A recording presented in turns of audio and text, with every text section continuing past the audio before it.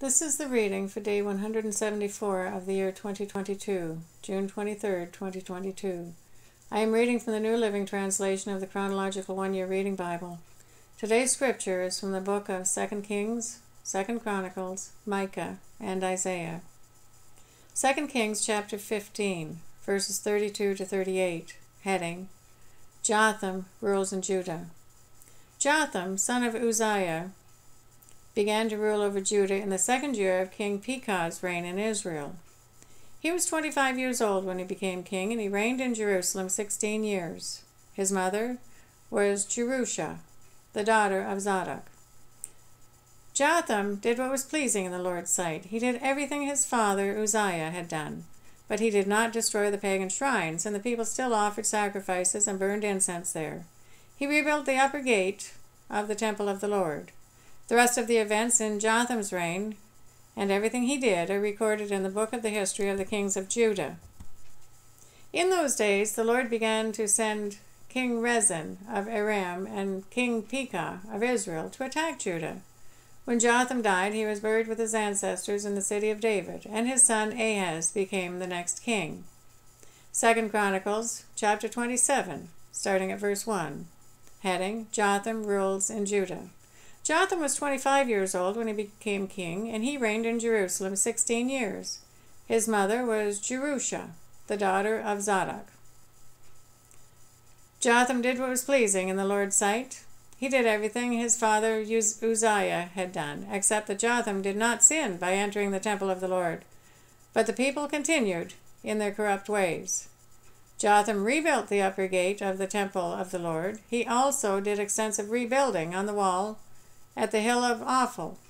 He built towns in the hill country of Judah and constructed fortresses and towers in the wooded areas. Jotham went to war against the Ammonites and conquered them. Over the next 3 years, he received from them an annual tribute of 7,500 pounds of silver, 50,000 bushels of wheat, and 50,000 bushels of barley. King Jotham became powerful because he was careful to live in obedience to the Lord his God. The rest of the events of Jotham's reign, including all his wars and other activities, are recorded in the books of the kings of Israel and Judah. He was 25 years old when he became king, and he reigned in Jerusalem 16 years. When Jotham died, he was buried in the city of David, and his son Ahaz became the next king. Micah chapter 1, starting at verse 1. The Lord gave this message to Micah of Morsheth during the years when Jotham, Ahaz, and Hezekiah were kings of Judah. The visions he saw concerned both Samaria and Jerusalem. Heading, Grief over Samaria and Jerusalem. Attention!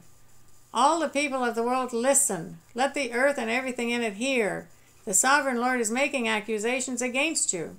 The Lord speaks from his holy temple. Look, the Lord is coming. He leaves his throne in heaven and tramples the heights of the earth.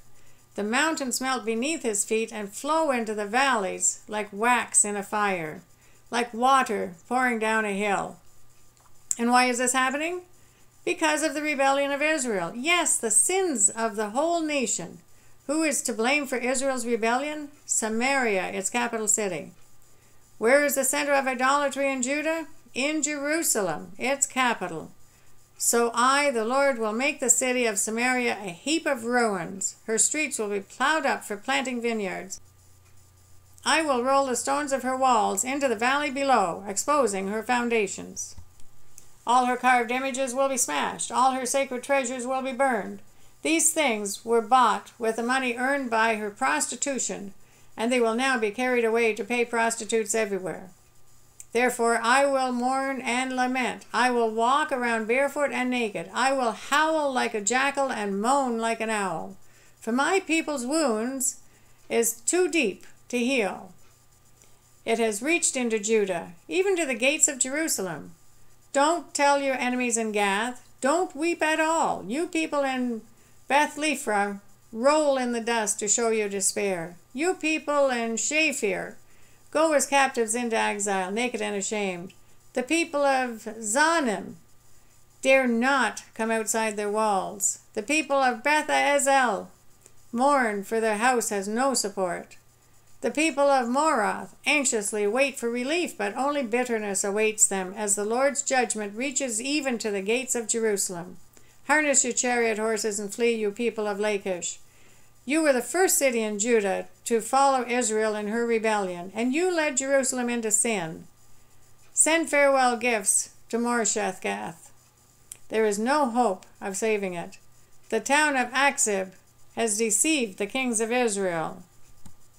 O people of Mareshah, I will bring a conqueror to capture your town, and the leaders of Israel will go to Adullam.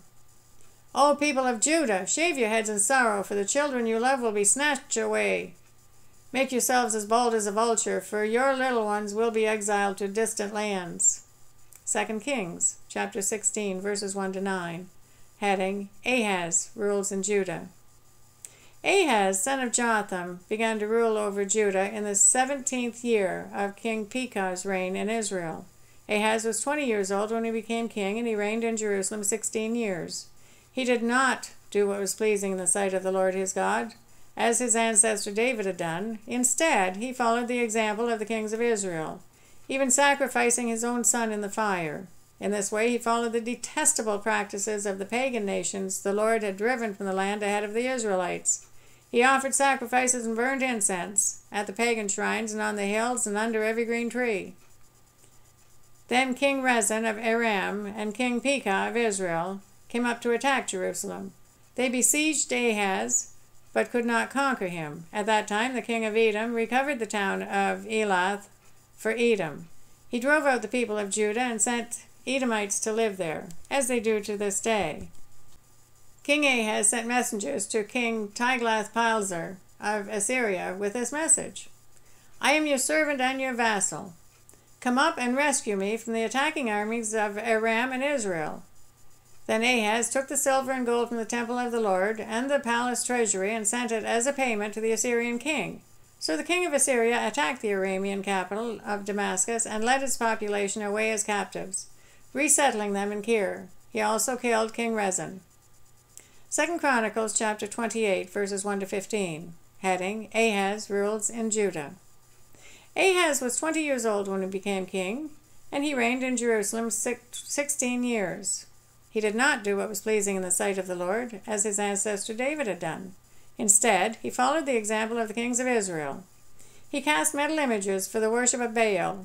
He offered sacrifices in the valley of Beth Hinnom, even sacrificing his own sons in the fire. In this way, he followed the detestable practices of the pagan nations the Lord had driven from the land ahead of the Israelites. He offered sacrifices and burned incense at the pagan shrines and on the hills and under every green tree. Because of all this, the Lord his God allowed the king of Aram to defeat Ahaz and to exile large numbers of his people to Damascus. The armies of the king of Israel also defeated Ahaz and inflicted many casualties on his army. In a single day, Pekah, son of Remaliah, Israel's king, killed 120,000 of Judah's troops, all of them experienced warriors, because they had abandoned the Lord, the God of their ancestors. Then Zikri, a warrior from Ephraim, killed Maaziah, the king's son, Azrikam, the king's palace commander, and Elkanah, the king's second in command. The armies of Israel captured 200,000 women and children from Judah and seized tremendous amounts of plunder, which they took back to Samaria. But a prophet of the Lord named Obed was there in Samaria when the army of Israel returned home. He went out to meet them and said, The Lord, the God of your ancestors, was angry with Judah and let you defeat them. But you have gone too far, killing them without mercy, and all heaven is disturbed. And now you are planning to make slaves of these people from Judah and Jerusalem. What about your own sins against the Lord your God? Listen to me and return these prisoners you have taken, for they are your own relatives. Watch out, because now the Lord's fierce anger has turned against you. Then some of the leaders of Israel, Azariah, son of Jehohanan, Berechiah, son of Meshillemith, Jahizkiah, son of Shallum, and Amasa, son of Halai, agreed with this and confronted the men returning from battle. You must not bring the prisoners here, they declared. We cannot afford to add to our sins and guilt. Our guilt is already great, and the Lord's fierce anger is already turned against Israel. So the warriors released the prisoners and handed over the plunder in the sight of the leaders and all the people. Then the 4 men just mentioned by name came forward and distributed clothes from the plunder to the prisoners who were naked. They provided clothing and sandals to wear, gave them enough food and drink, and dressed their wounds with olive oil. They put those who were weak on donkeys and took all the prisoners back to their own people in Jericho, the city of palms. Then they returned to Samaria. Isaiah chapter 7, starting at verse 1, heading, A Message for Ahaz. When Ahaz, son of Jotham and grandson of Uzziah, was king of Judah, King Rezin of Syria and Pekah, son of Remaliah, the king of Israel, set out to attack Jerusalem. However, they were unable to carry out their plan. The news had come to the royal court of Judah, Syria is allied with Israel against us. So the hearts of the king and his people trembled with fear, like trees shaken in a storm. Then the Lord said to Israel, Take your son, Joshua, and go out to meet King Ahaz. You will find him at the end of the aqueduct that feeds water into the upper pool near the road, leading to the field where cloth is washed. Tell him to stop worrying. Tell him he doesn't need to fear the fierce anger of those 2 burned-out embers, King Rezin of Syria and Pekah, son of Remaliah. Yes, the kings of Syria and Israel are plotting against him, saying, We will attack Judah and capture it for ourselves. Then we will install the son of Tabiel as Judah's king. But this is what the sovereign Lord says. This invasion will never happen. It will never take place, for Syria is no stronger than its capital, Damascus, and Damascus is no stronger than its king, Rezin. As for Israel, within 65 years it will be crushed and completely destroyed. Israel is no stronger than its capital, Samaria, and Samaria is no stronger than its king, Pekah, son of Remaliah. Unless your faith is firm, I cannot make you stand firm. Heading, The Sign of Emmanuel. Later the Lord sent this message to King Ahaz. Ask the Lord your God for a sign of confirmation. Ahaz. Make it as difficult as you want, as high as heaven, or as deep as the place of the dead. But the king refused. No, he said, I will not test the Lord like that. Then Isaiah said, Listen well, you royal family of David. Isn't it enough to exhaust human patience? Must you exhaust the patience of my God as well? All right then, the Lord himself will give you the sign. Look, the virgin will conceive a child. She will give birth to a son, and will call him Emmanuel, which means God is with us. By the time this child is old enough to choose what is right and reject what is wrong, he will be eating yogurt and honey. In that day, the Lord will whistle for the army of southern Egypt and for the army of Assyria. They will swarm around you like flies and bees. They will come in vast hordes and settle in the fertile areas and also in the desolate valleys, caves, and thorny places. In that day, the Lord will hire a razor from beyond the Euphrates River, the king of Assyria, and use it to shave off everything, your land, your crops, and your people. In that day, a farmer will be fortunate to have a cow and 2 sheep or goats left. Nevertheless, there will be enough milk for everyone, because so few people will be left in the land. They will eat their fill of yogurt and honey. In that day, the lush vineyards, now worth 1,000 pieces of silver, will become patches of briar and thorns. The entire land will become a vast expanse of briars and thorns, a hunting ground overrun by wildlife.